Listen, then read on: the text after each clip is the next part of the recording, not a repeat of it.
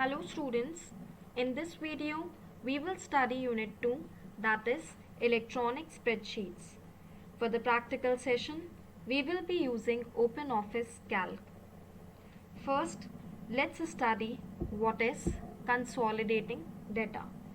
This means collection and integration of data from multiple sources into a single destination. Simply, we can say that consolidating data means combining data from different sources. So here we will understand how we can practically perform this using spreadsheet software. So here we are having two tables. One is representing the data of year 2019 and other table is representing the data of year 2020. In both the tables we are representing products sold by different companies. The column labels and the row labels have been kept same. So for consolidating the data, first we are required to select the range of cells of the first table and then rename it. To rename the range of cells, we need to place our cursor on the name box, tap that, erase the range of cells and provide the name that we want to give it to. The name that I want to give this table is range 1. Press enter. After this, select the another range of cells that you want to consolidate and provide it a name in the same way. Again tap the name box and provide it a name according to your choice and press enter. So I have placed the name for both the ranges and then select tools menu item, select data menu item from menu bar and then select consolidate from there, consolidate submenu. That means the consolidate submenu item is present under data menu item. After selecting that, a dialog box will appear which will first ask you to select the function to be performed. So here are the list of functions that are available, and for this example we will be using sum function. After this, the next thing it asks for is source data range. So the data range that we have already created, we can select from that. So once you tap on this drop down menu, all the ranges that you have named will come up here. So the first range is coming here, so I have selected it. After selecting the range, click on add. Once you will tap on add, the range that you have selected for consolidation will appear here. After this, select the second range that you want to consolidate. Again press on add, and this is how the another range is also added for the purpose of consolidation. Next, the thing it is asking is copy the results to. Now it is asking the place where we want to place our result. For that we haven't specified our range, so for this we can select it now, and the range and the cell that I have selected is D12. It has automatically accepted the value. And after selecting the range or the cell address for this copy results to field, press OK, and this is how the data will appear. Right now we are not able to see the row labels and column labels. To get them appear, tap on data, press on consolidate. This is all. Again the same settings will be available. To make the row label and column label available, click on this more option, and further three options will be made available to us. First is row label. If we want the row label to be available with this new table, that means the name of the companies, you need to check this. To make the column labels available, that means the month name. For that, check this checkbox and then link to the source data. If you are going to make any change in the source data, then the change will also appear in the data that is consolidated. So for that, again we need to check this checkbox, and once we'll press OK, we'll get to see the result. So this is how the labels appear if we check the checkboxes available there, and the data of different months have been consolidated all together. Now the next thing is subtotals. This helps in grouping the data together as per our requirements and then perform the calculations on the data arranged in group. So let's check out the practical session for this as well. So the table that is created here on the screen is representing the date when the product was sold by a particular company and the quantity that was sold. So we are having three set of companies, ABC, XYZ and DEF, and we're having three set of products, keyboard, monitor and mouse, that was sold. So using subtotals, we will try to group the data as per the products, according to the product and according to the company. So for that, we need to select the range of cells again on which we want to perform the subtotal. Select this data menu item from this menu bar, and from here again select this subtotals menu submenu item. After we'll tap this dialog box will appear, and the first thing it is asking is group by.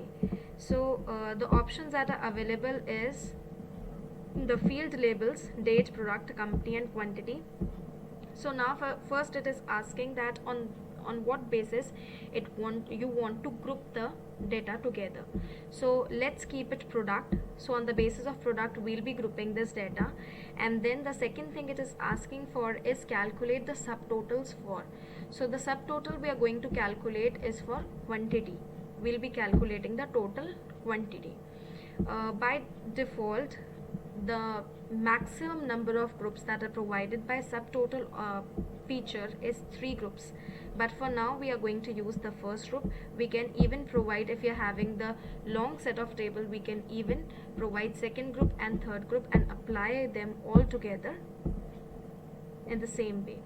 Now after again we are having the set of functions as well. We can select any of the function. For this we are selecting this sum, and after that press OK, and this is how the result appears here on the screen. So the first group is of keyboard, and the total number of keyboard are also specified here.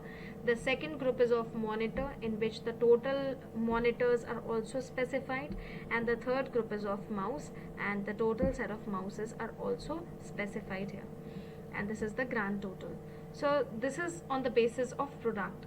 But if we want to group the data as per the company, then we can do that as well. Again, we need to select the range of cells on which we want to perform the subtotal operation. Again, we'll select this data menu item from the menu bar, and we'll select the subtotal submenu item.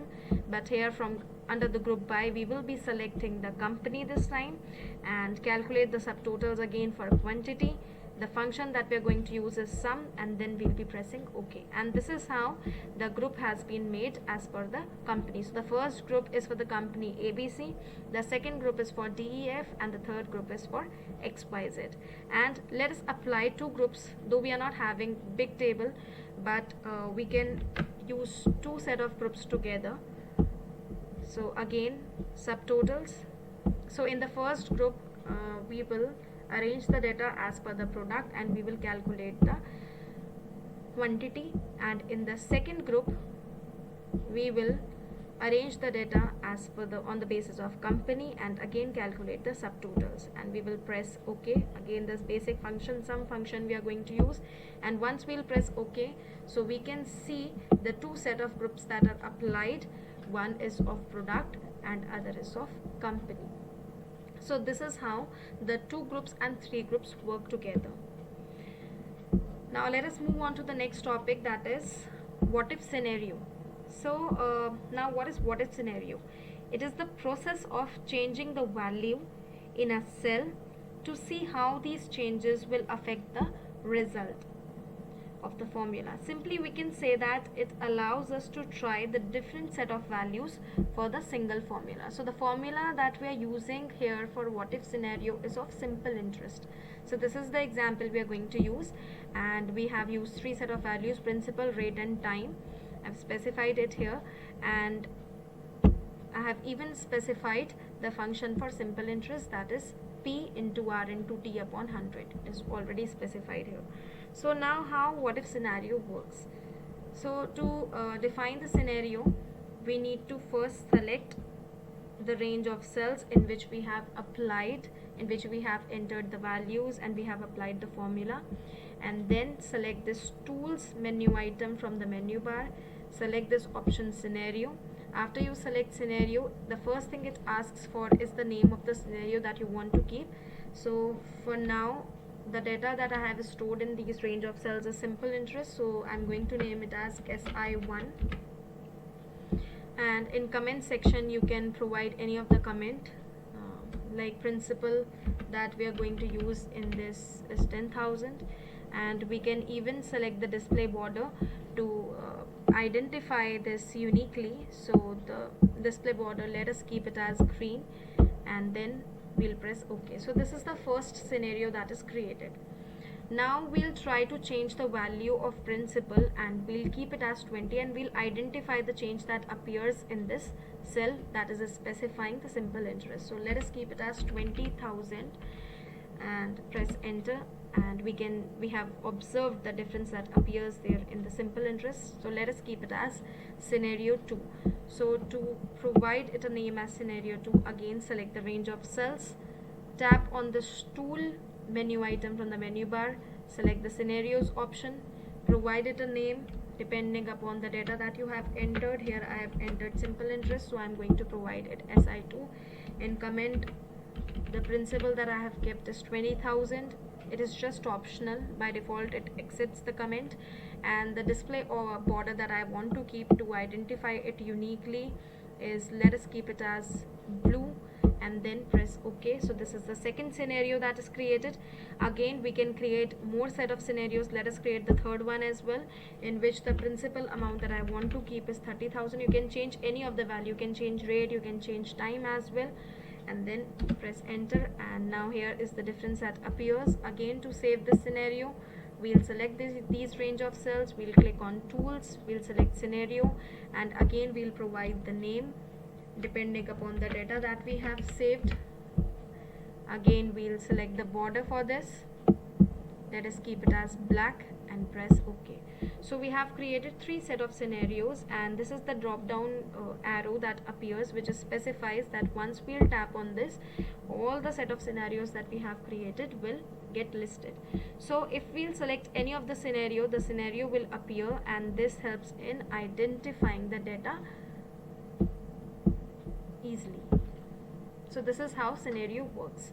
Another what if tool that is available is of multiple operations, and multiple operations helps us in calculating the result of the values entered in the cells depending upon the formula that we are going to select. So here we are going to select again the simple interest, and this can be done row wise as well as column wise. So we'll check that how multiple operation works and what is the difference between the what if scenario and multiple operations. So first let us check out that how multiple operations work on the basis of column. So here we'll be selecting the range of cells. I have kept the set of value for principal, and here we'll be calculating the simple interest. So select the columns, two columns in which the values are to be placed.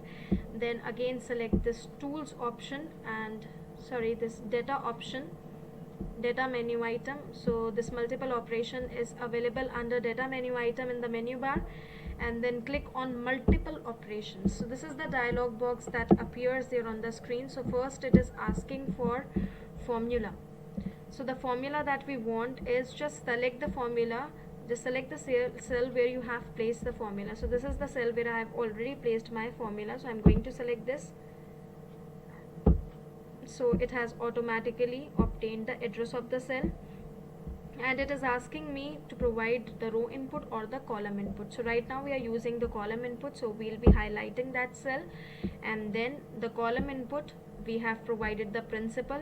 So here is the principal. We'll be selecting this value. It has automatically accepted the address, and we'll press OK, and now automatically the value appears here. This is SI. So this has automatically calculated the value for the principal amount. So this was done column wise. Let us do it row wise. So here again we'll be selecting the range of cells where we have provided the set of principals, and for which we want to find the simple interest. Again we'll be tapping on this data menu item and selecting the multiple operations. The three set of things that are again asked is formula. Formula is again here. Automatically it has accepted the address of the cell. Now here it is row input, so that is why we'll be selecting this field, and we'll be selecting the principal amount because we have entered principal amount here. It has automatically accepted the address, and we'll press OK, and this is how the different set of simple interest has been calculated automatically on the basis of the principal values that are provided. Now we have next thing here, the goal seek. Again, the goal seek is also a process of calculating a value by performing what if analysis on the given data. So it even lets you adjust a value used in a formula to achieve a specific goal. So we'll identify that what goals we can achieve using goal seek. So here again I have used simple interest, and I have entered value for principal amount, for rate, and for time. So for this again what we'll be doing, we'll be selecting tools menu item, and from here we'll select goal seek. And now the three things it is asking for is, first is the formula cell. So formula is applied here, so we have selected this and it has accepted the address of that particular cell. The target value, that means if you want to change the value of any of the three, if you want to change the principal amount, rate, or time, depending upon the budget that you're having. So suppose the principal amount that I want is 5,000, and the variable cell, the cell in which I want to get the calculation to be done, I want the change to be placed. So this is the principal value that I have selected. It has automatically accepted the address, and then once we'll press OK, it changes the value depending upon the result that you want. So this is what is goal seek. Now what is solver? Solver also works equivalent to this goal seek. The only difference is that it provides us with the limiting condition. So let us check out the solver also, that how it works. So again for solver, we need to click on this tools option, and solver is provided to us, and this is how it appears. So first is the target cell that it asks for. So for the target cell we need to use, again select the cell where we have placed the formula. Then we can optimize the result on the basis of maximum, minimum, or we can even keep it equal to, suppose if you want to keep it interest as 500, and then by changing cells, which cell do we want to change, which cell do we want to get affected. So let us get affected this principal, and it has automatically accepted the address of that cell. The only difference is solver even provides us with these limiting conditions. We can even apply them, and after doing this, after setting the values, we just need to click on the solve option, and this is how the difference appears. Simple interest has changed itself into 500, principal rate has changed to 1250. This was the target value that we have specified, and principal has changed it according to this target value. Now the next thing is, after this we need to study the link data and the spreadsheet, how to link data and spreadsheet. So first we will check out that how we can add a new sheet. So to add the new sheet, we have different set of options that are available. To add more of the sheets, we need to click on this insert menu item from the menu bar, select this sheet option. This is the dialog box that appears. So let us check out the options that are available here. So first it asks for the position, that is you want the sheet to be inserted before the current sheet that is opened or after the current sheet. Then it even asks you about the number of sheets that you want to enter. By default it is having 1, so you can select any of the number of sheets that you want, and you can even provide the name to the sheet. By default it is accepting sheet 8. The other way of inserting the sheet is to double click on this space that is available at the bottom. Double click on this, again the same dialog box will appear. And the third way is to right click on this empty space, and then insert sheet option is available at the top, and we can insert the sheet. We can provide the name also, that this is the practical sheet. So this is how we can insert the sheet as well. Next is how we can rename the sheet. So we have named this sheet as practical, but if we want to rename this sheet, what we can do, we have again the different set of ways to rename. So to rename, double click on that particular sheet and this dialog box will appear, and you can provide the name to the sheet depending upon what data it is going to store. Or to rename the sheet, you can even right click on that particular sheet and the rename sheet option is available. Again the same dialog box will appear there on the screen. Next is how we can create reference to other sheet, which means using the value of one sheet in another sheet. So how we can use the value of one sheet on another sheet. Suppose this is the sheet and I want to use the value of what if value. Suppose I want to use this 12,000 or any other value on my sheet which is goal seek sheet. So to do that, first select the cell where you want to reference the value of another sheet, then type equal to, then move on to that particular sheet. So that was what if sheet. Select that particular cell that you want to get referenced, and once you'll select that cell, this tick mark will appear here which represents accept, and the cross sign will also appear which represents cancel. So to cancel you can press this cross sign, and to accept you need to select this tick sign. So tap this and this is how the value will appear. So this is what is the keyboard method of referencing the data, and you can check out that how it is appearing. The sheet name, that is in inverted commas, what if, then this is the dot, that is period, and then H6, this is the address of the cell which it is referencing. Now let's study the hyperlink. And what do we mean by hyperlink? If we click on hyperlink, it passes the control to the new location. So how we can create hyperlink in this LibreOffice Calc and OpenOffice Calc? So for that, select any of the cell in which you want to create the hyperlink. Click on this insert menu item from the menu bar. Select hyperlink from there, and these are the 4 set of options that it provides: internet, mail and news, document, new document. So any of the option you can select. For now we are going to select internet. You can provide the target. Suppose the target website to which we want to provide link is wikipedia.org, and then select the text that you want to get appeared in that particular cell.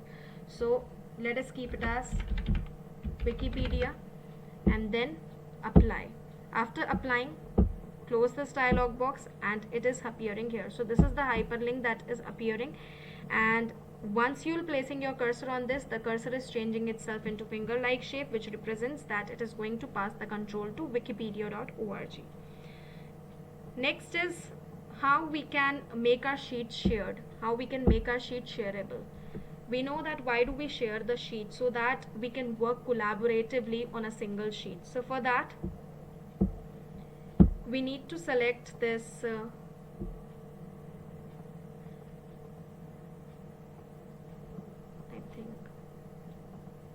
we need to select this tool menu item. That share option is available in this tool menu item from the menu bar. Select this share document submenu item from the menu items that are available. After you select that, this dialog box will appear, and the option that is available to make it shareable is share this spreadsheet with other user. You need to check this checkbox, and once you will check, then you will get to know that many features will get turned off. So after I'll press OK, you can check out that the name that appears at the top in the title bar is representing practical.ods. That was the name of the file that we were using, but in bracket now it is providing us this keyword shared. So now it is representing that this file, this ODS file, is shareable, and few of the features get disabled after we make our file shareable. So that's all for this session. Thank you, students, and take care.